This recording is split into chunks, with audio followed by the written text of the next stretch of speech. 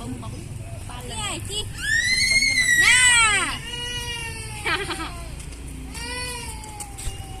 Hai chị này ta. Nói tiếc quá. Đúng không à? Đúng mà. Ngon phải chứ là chị chẳng à. Giả đi.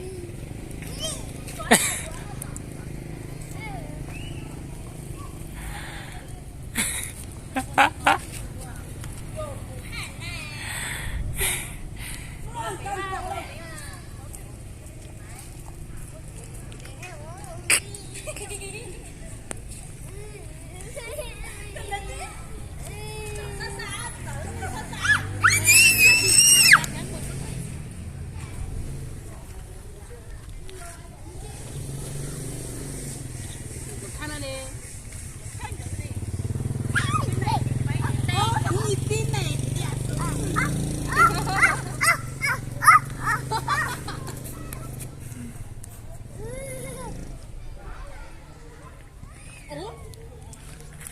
Không phải tao quay tao làm bấm bấm hết mà thế này. Hả? Tổ là Gì cho?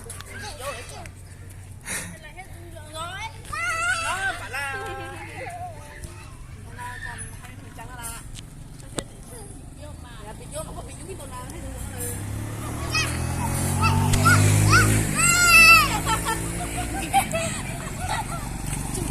Chụp chị một mình cho bạn. Đó là lấy. Kìa. kiểu này á. Đó là lấy mà. Bán bán Như hai hai là tí chùi này. chào nuôi cái dung cầu nữa, chỉ là lắm gì nữa.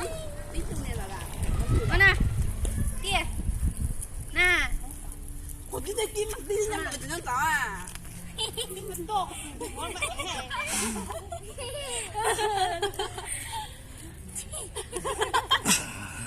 Cái đi nhau kỹ chọn tổ lên, đi nhau lại hả?